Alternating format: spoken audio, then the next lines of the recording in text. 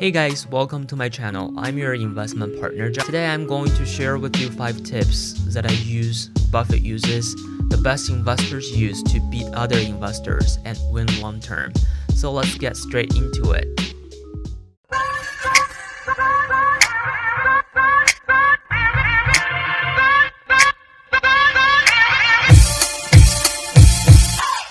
Tip number 1, get your emotions in check.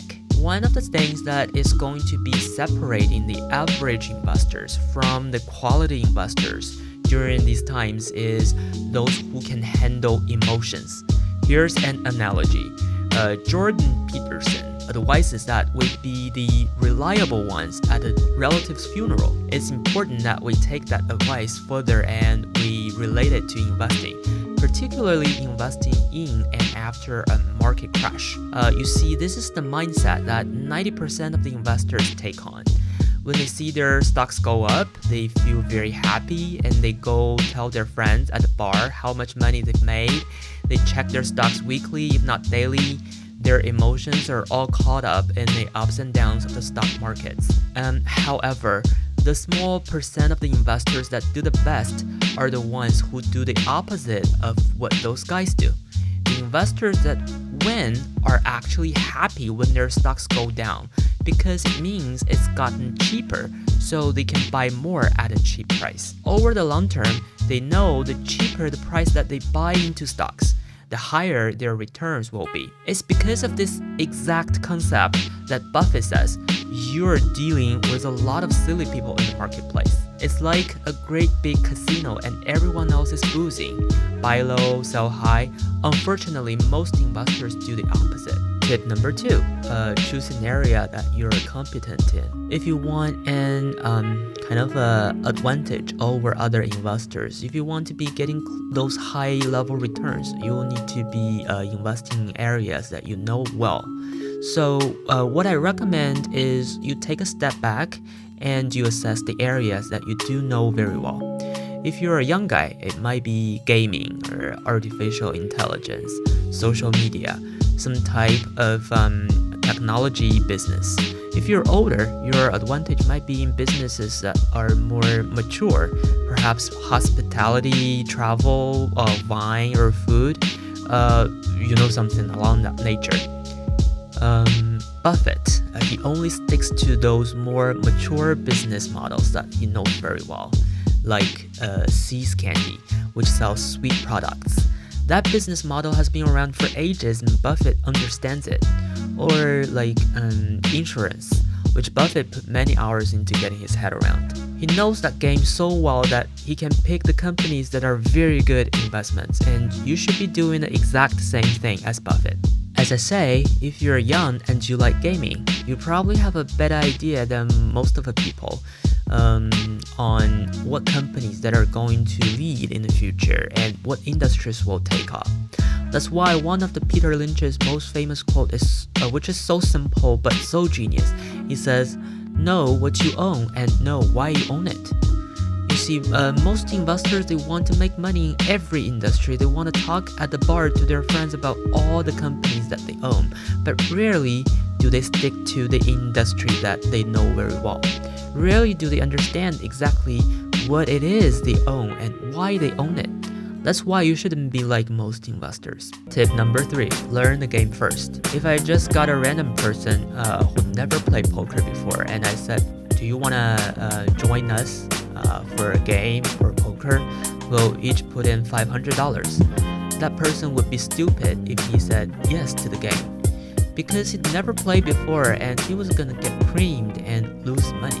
If we take that and apply it to the stock market, you would be amazed at how many beginner investors don't actually know the basics to making an investment. And what inevitably happens is that they get creamed after 1, 2, or 3 years. If you're new to this game of investing in the stock market, particularly in these risky times in 2021, here's some basics you need to know. The PE ratio, one of the most important metrics to know. Basically, it measures how much you pay for a stock relative to how much it's bringing in. Another thing is return on equity. a great metric for measuring how efficient a business is at generating profits. You should also know about some concepts like stock market orders, a limit order, a market order, a stop limit order, so on. And you need to know these things before investing. And you also have to have a basic understanding of a wide range of different fundamental strategies that you can use in your trade, aka Warren Buffett's strategy of value investing, which is buying at a price below intrinsic value. Or do you know about the dividend aristocrat strategy? Or you have to know all these strategies that you can use in your trade. It's important that you get your head around these fundamental strategies, these little tactics that you can use. Get your head around PE ratios before you become an investor. Tip number 4.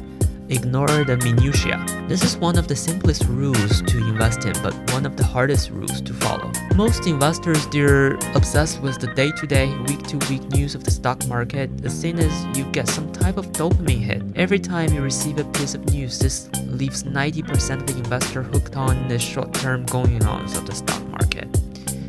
Now, I wouldn't have a problem with this, but it does have a negative effect on the way you invest and ultimately your investing returns. One of the problems of looking at very short term is you don't notice the long-term patterns that you're going through. If you look at a week or even a month in the stock market, these are normally tiny dots of a longer-term pattern that is happening. So as an investor, if you're attached to the short term, you're going to make decisions based around that, and overall it leads to worse investing returns. This is why Buffett says, only buy something that you'd be perfectly happy to hold. If the market shut down for 10 years, don't worry about everyday news and don't worry about the details.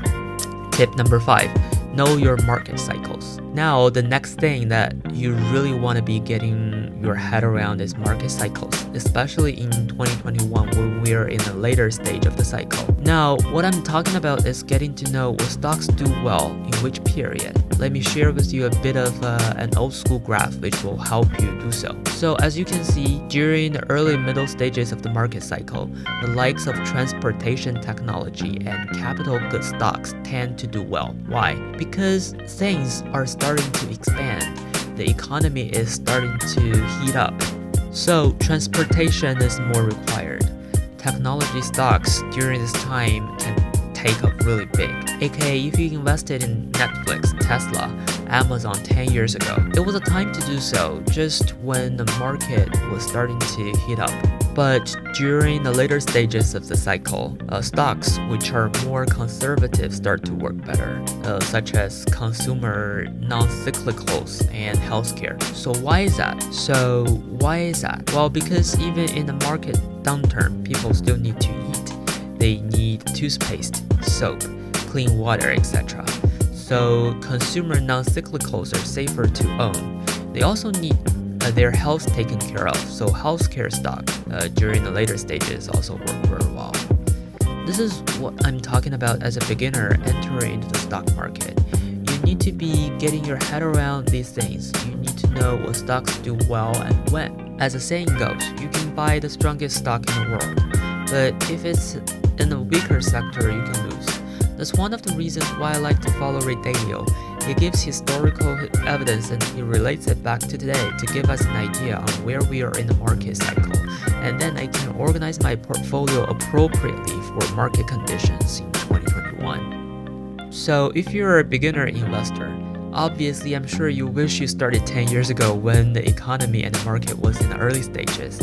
But at the end of the day, all you can focus on is the market conditions that we are currently in.